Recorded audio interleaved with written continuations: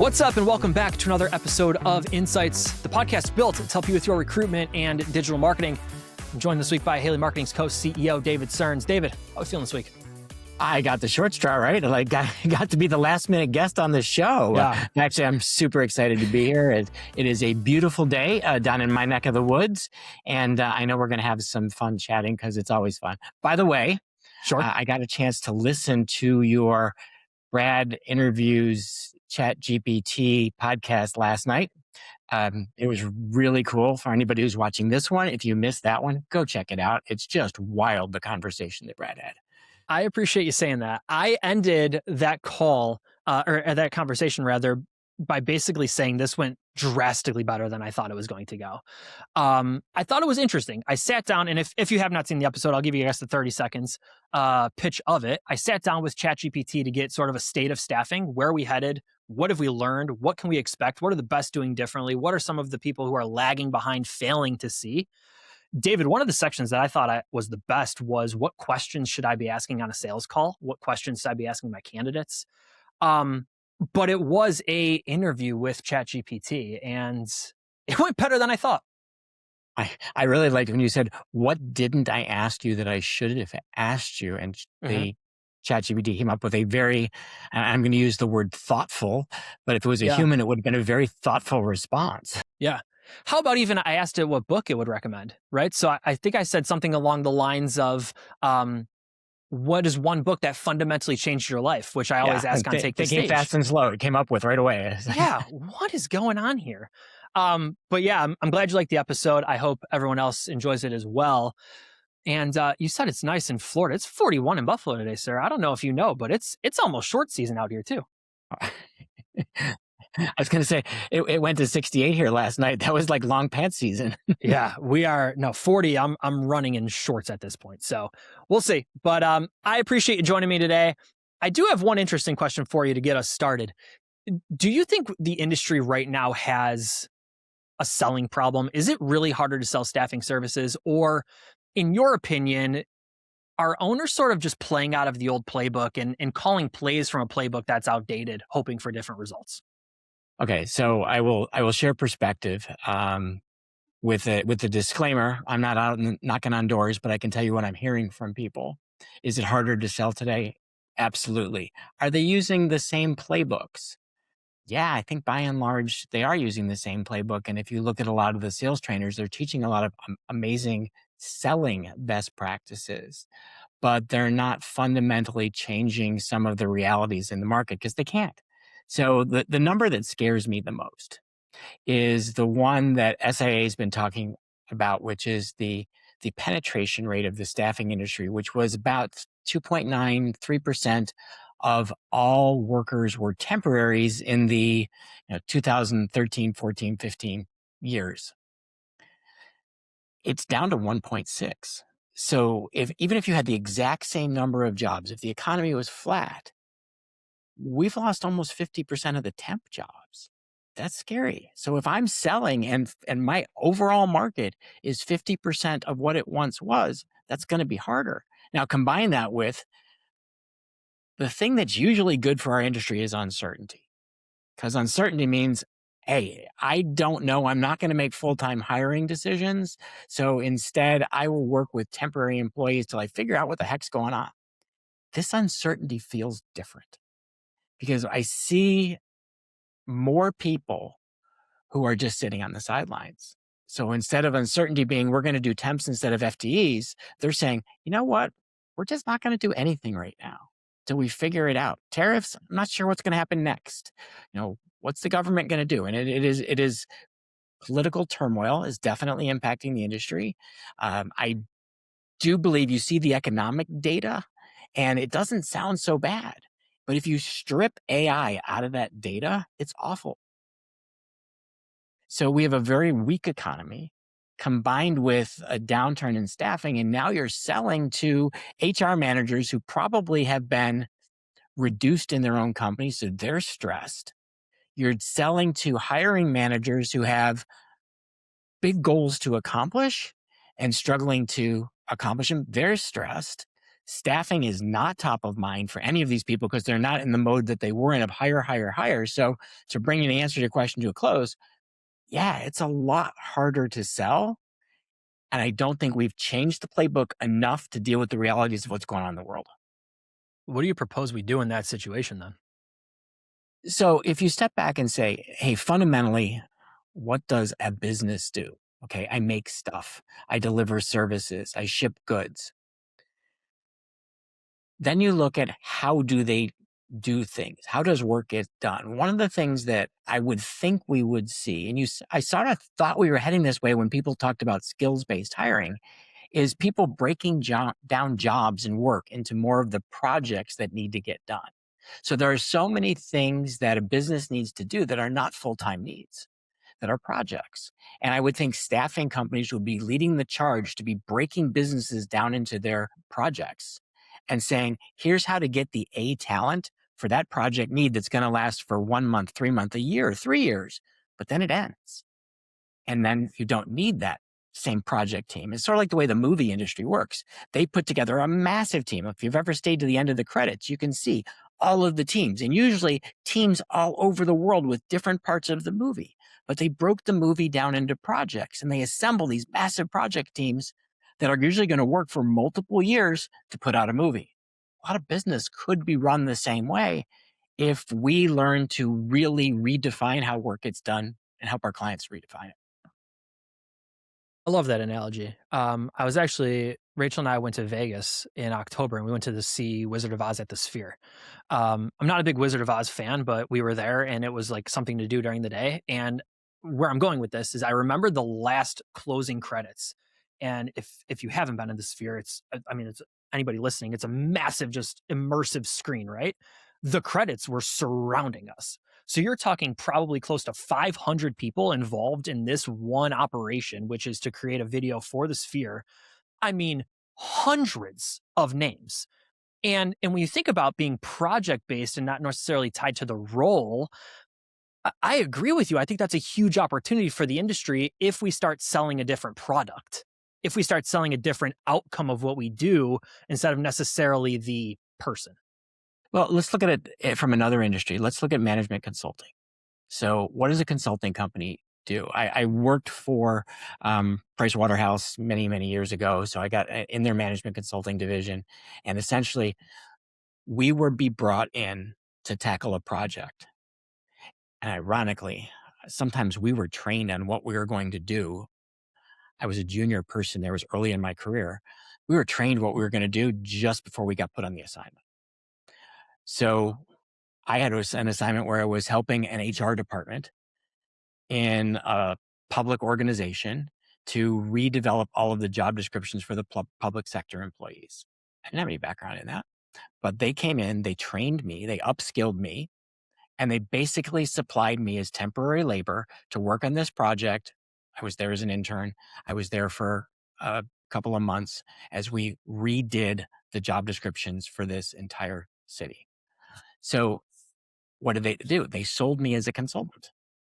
I was being billed by the hour to do project work, but they came in and they sold the solution. So now let's flip the script. What's the difference between what the consulting company does and what a staffing company does when it says, we're going to get all the goods that you're manufacturing through your warehouse and onto your trucks? We're going to get the trucks from your facility to the next facility. If you look at the things that staffing does, again, they're projects. If the staffing company was a logistics consulting company and we have a team that does pick and pack much more efficiently than you're going to run it yourself because you've got an HR function, you've got a talent management function, you've got all these functions, outsource it all to us. I actually know some staffing companies that did that in manufacturing where they started change the definition of what they are to say, hey, we're not temporary staffing, we're outsourced manufacturing, and they come in to run production lines for their clients. They don't come in to staff production lines. So it's a different mindset. And they did tell me it was not an easy transition because even though they knew how to hire all the people that they would put on that line, they actually didn't speak the language of manufacturing at the beginning. And they had to learn a new lingo. They had to learn to talk about their value proposition in completely new ways. But at the end of the day, they supplied the workers, they supplied the supervisors, they supplied the department managers, and they took ownership of the outcome, not just supplying the labor.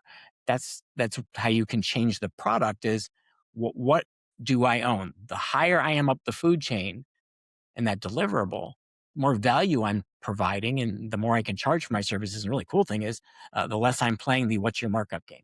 Hey, really quick. Usually this is where I talk about one of Haley Marketing Services. But today, our co-CEO, David, asked me to make a very specific offer exclusive to listeners of Take the Stage and Insights. Candidly, I think he's a little crazy, but here we go. He told me I could offer a $10,000 staffing website for half. That includes one of our proven starter sites, fully customized for your firm, brand new copy, our career portal software, and foundational SEO, all for 2 payments of $2,500, plus hosting and licensing. I gotta be honest, the reason he's doing this, he wants me to prove people are actually listening to this show.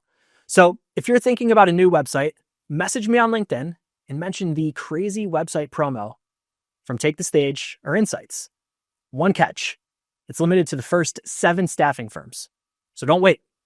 All right, let's get back to the show. Yeah, I mean, if you're selling a completely different product, presumably, you can sort of charge whatever you want, right? Within reason, obviously. But you're not comparing apples to apples at that point. You are coming in as somebody different, a different entity who is doing a different, presumably, operation leading to an outcome. And from there, you can sort of charge what you want. You call the shots.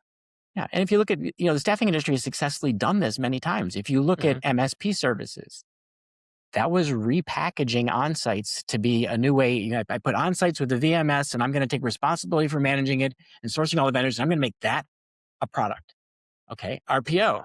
Hey, we're going to help you with recruiting, but we're going to take ownership of all of the recruiting, maybe for your facility, maybe for your entire company, maybe just for a type of role. We're going to repackage and rethink about and reimagine what direct hire services are.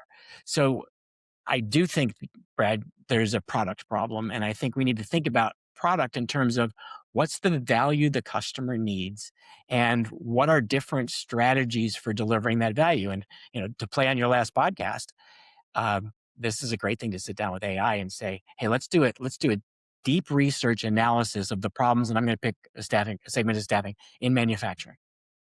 What are the problems that manufacturers have that are related to talent, that are related to how a manufacturing facility makes money? And let the deep research just go and figure out everything that's a problem. Then I'm going to use that as input to another deep research project where I'm going to say, now tell me the ways in which workforce planning, talent management could be reimagined to provide value to that organization. And the AI is going to give you a whole bunch of answers. And then I would use the AI as a thought partner to basically say, all right, now use my expertise to really to analyze this. Based on this data, what would you ask me? And then just like you had a conversation, anybody who is listening to this can have a conversation with AI where you go back and forth. Once you've given it the foundational knowledge about what you're trying to ask the AI about, it will prompt you for what you know to come up with answers to things like, how could I create a different service model, a different product to help my customers solve their problems? Just a quick sidebar. I talk to ChatGPT more than I type to it at this point.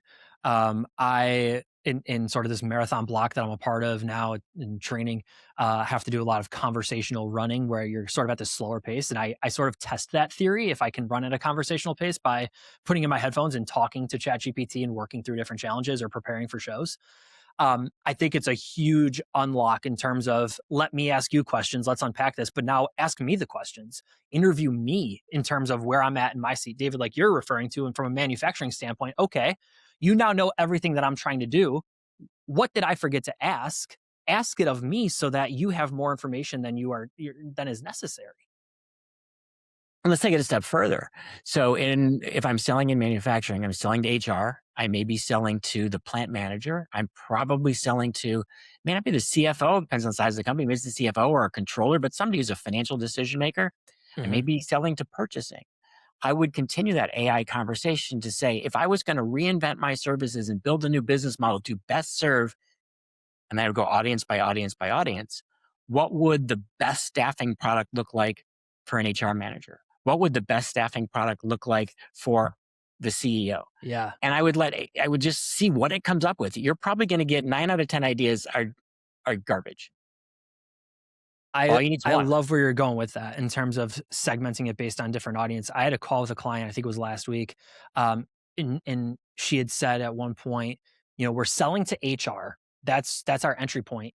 But those people are only in the seat for 1 to 2 years. They're using it as a stepping stone to get to another seat. And they don't want to necessarily work with a staffing firm because they don't want to admit that they can't do this job themselves. And sort of this light bulb went off for, I think, me and her in terms of, okay, you're trying to sell basically an internal competitor to somebody who only wants to be in that seat for a year. They're scared to tell their boss that they need you. We have the completely wrong message in this respect. We're completely taking this the wrong way. So, David, I think sitting down with ChatGPT, saying this is who we're trying to sell to, this is who we sell to, what are their real pain points, but ultimately, do we have the right product for this person? It's a huge unlock. Yeah, and if you look at let's continue playing with the HR manager. So that person we know is likely, now we're gonna build a quick persona here, is likely to be risk averse, right? Mm-hmm. An HR manager rarely gets fired because they kept the incumbent staffing firm providing services. They're putting their skin on the line when they say, "Hey, let's bring in a new vendor. I'm going to vouch for this new vendor that I did the vetting on." So part of my product for HR has to be risk mitigation. Here's our staffing product that virtually guarantees you're going to look good because here's what we do to make sure we get it right. They're going to be concerned with that. HR is also going to be concerned with price because they're going to be measured on how much did we spend on staffing services. Okay, so now I've got to think about something that what can help HR sell the value of our services. If they just say markup equals price, that's bad for the staffing company. Really, what equals price is how much labor did it take to get the goods delivered, manufactured out the door. So can the staffing company say, we're going to show you how to reduce your cost of labor per unit of output? Because we're going to provide people who are more productive and we're going to eliminate all of the slack capacity that's built into your operations that's just wasted expense.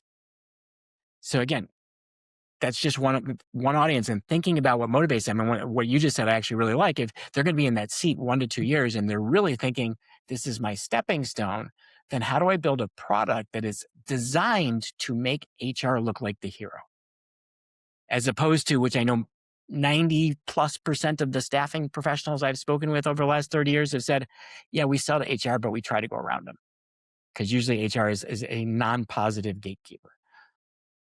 Which is, we're sort of going in a circle here. One, we need to make sure we have the right product. Then it comes down to product messaging. Do we have the right message that we're delivering to our different audiences? The challenge with that is, stereotypically in my almost 14 years now at Haley Marketing, we have the same message to all of our audiences, and we're not even sure what product we sell. And we're not even sure if the clients that we're trying to sell to even want the product. I'm not saying Haley Marketing's products. I'm saying from a staffing side of things, are we selling the right thing? And when we go to sell it, are all of our sales reps saying the same thing? Is there unity? Is there some sort of unified message that we're conveying? And do our buyers even want what it is that we're trying to convey? So you just made me think about a story. I'm rereading right now a book called Scaling Up by Vern Harnish. So it's like reading a textbook. It is not a compelling read. But there's so many really good business lessons in there. And there was one in there that's so relevant to what you were just talking about. It was about a company that was in the call center industry. And the metric that call centers had used is how much revenue do we drive per minute? So their objective was to maximize time on the phone. Their objective was to just maximize how fast they can get through calls. And I forgot some of the other exact measurements from the case study. But essentially, this other guy came in and he said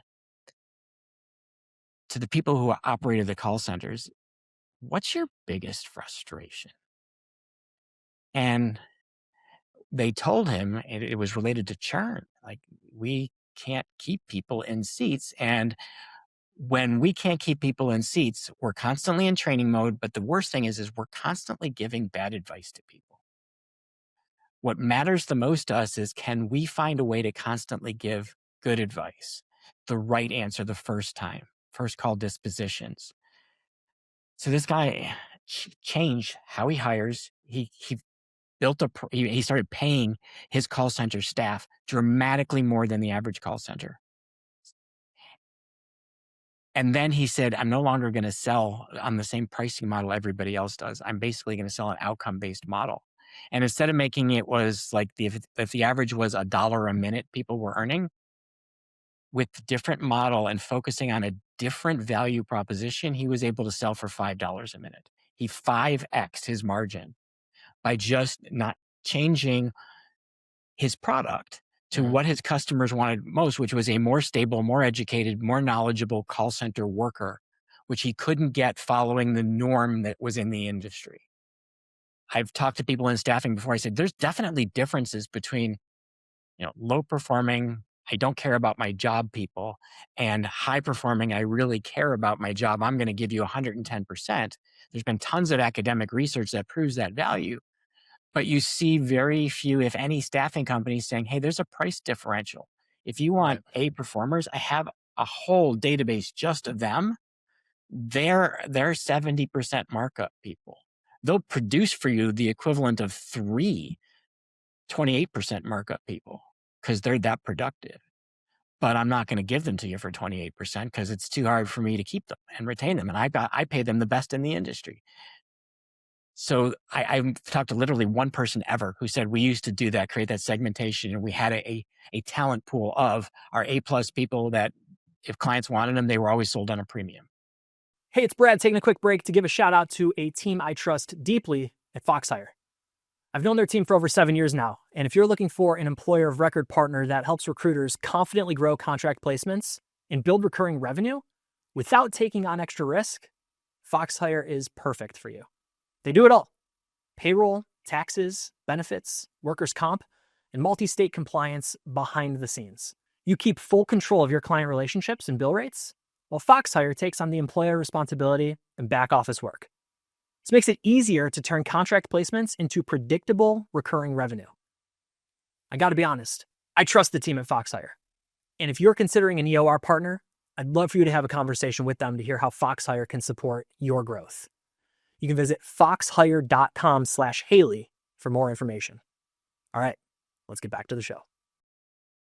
We've probably ruined that for ourselves, right? Everyone says they have A players, right? Sell A players is the wrong way to say that. But every staffing firm is going to say, well, we have the best talent and we have A players. So I think in a way, we as an industry ruin that for the ones who actually do have segmentation in their database. Well, and also I think we sell that we have better people to a buyer who is trying to say, yeah, but I need the lowest price. Before we say we have the A player, we have to sell, would there be value to your business to hiring an A player? Because some companies, it doesn't make a difference. They're not going to change the productivity rate. They're not going to reduce that cost per unit delivered. So A player makes no difference. Let's say I was doing IT. There's a guy who used to be chief scientist at Microsoft years and years ago. His name was Nathan Mervold. And he said when he looks to developers, he said, a superstar developer is not like 2x more productive than an average developer is, or 10x or 100x or even 1,000x. He goes, we find that our superstars are 10,000 times more productive because they do the right code the first time more efficiently. And now with AI, some developers, we're seeing in our own team, some developers can 10,000x their performance using AI, and some struggle to use it and really don't increase their productivity. If I'm in IT staffing and I can have a bench of 10,000x developers and somehow benchmark their talent, right, I've got a different product. But if you look at going back to our consulting firm example, that's what a consulting firm is doing, saying we have the 10,000x geniuses that we've hired that work for McKinsey. So if you want to hire them, you're going to be paying 300% markup on what it costs us to have them on our team. What's interesting there is we'll pay a premium for a product, right? If you think about pants, right? Like there's a reason you buy pants at Target for $20 or you buy a Lulu's for 120. Like we understand pricing changes based on the output of the product. Cars are the same. You certainly pay more for a certain car than you would for, some sort of junker in a junk lot. The product is different. It's interesting then, as a staffing industry, we get beat up on price of talent that is going to potentially revolutionize and change a business. So there's a fundamental belief amongst the buyers of staffing services that at the end of the day, the companies are the same. They're drawing people from the same talent pool. They're going to do their best to recruit by running job ads and screening candidates. And they're going to send me talent that it's not 10,000% better. They're going to send me talent that, if they're really good, it's 10% better. And but I don't have to pay extra. I can beat them up on price and get better people, because if you're not giving me better people, I'm just going to fire you, because the buyer effectively holds all the cards, because they view capacity as unlimited because there are so many staffing companies. So if I'm one of 100 people doing the same thing, I've got no power, no selling power, no pricing power. The only way I get pricing power is to be able to offer that product that my competitors don't have. Then I have pricing power. So we change the product, and then we also need to change the messaging that delivers the product. Yeah. And the messaging means, I can't just say that. Oh, I've got better people. Right. I have to have some way to substantiate there's a difference in how we hire them. There's a difference in how we manage them. We measure our productivity. Here's the difference. Our people, you can use the same benchmarking tests against anybody on your staff. We're going to crush them. I have no reservations about that, because we know the data. And that's hard to collect all of that. But if you look at the online world,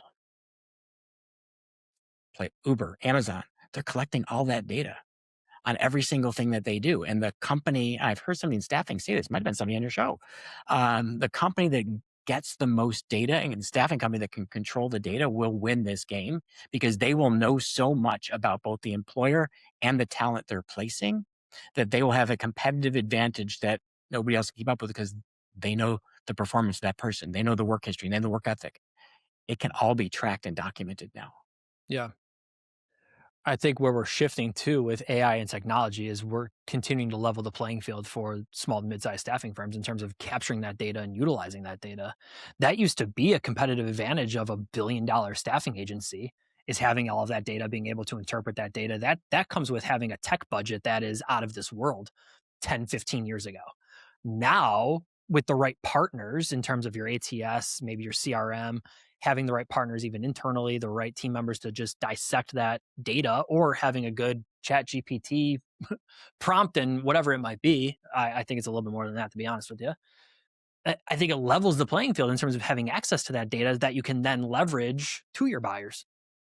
Well, I'm gonna say yes and no. I mean, yes, I have access to ChatGPT as a thought partner. Yes, I have access to the fact that ChatGPT has basically read everything on planet Earth, and Claude, and all of them have access to all of this source information. But the first party data, how do your people perform? What's the performance of every temp? A big company has an advantage because they have more people. So they can build a bigger data set faster. So a small company, to compete, has to say, hey, for this very specific need, this role, this type of buyer, this problem, now we've got the people, we've got the data, we've got the product, that we can be a specialist. And if we're a specialist in these kinds of people and we can prove it, then I don't care how big the competitor is. The competitor's Achilles heel is they can't be a specialist because they're too big. So Yeah. For those organizations that, they don't want the next sale to be $100,000. They need the next sale to be 10 million. Mm-hmm. So they're having to sell differently. And for the small to mid-sized staffing company, which is our love, that's who we serve, it's finding that area you can focus on and own. And now, to your point, now I can go use tools to collect the data. I can use tools to write software.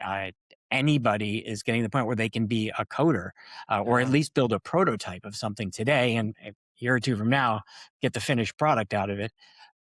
But what I have to do is think about what's the value I'm providing. It's so fundamental. what's the value my customer needs that I'm going to be the best in the world at delivering? And how do I build the systems and the processes and the technology to support that delivery? Because once I have those pieces, I don't have any direct competitors. What's the value my customer needs is a good thought and a good wave to be on. And I think everything that we've talked about in the last 30 minutes really comes down to what's the value my customer needs. I think in a lot of ways we're either assuming what our customer needs and wants, or we're playing in legacy thinking and we're deploying messaging based on what they may have wanted 3 to 5 years ago, maybe in some cases even 3 to 5 months ago. Yeah, and I think I've told this. I may have been on the show. I know I've told it to you before. A friend in Buffalo, New York, who ran a company that was a General Motors supplier, and Mhm. if he was late on a shipment, his penalty was $100,000 an hour.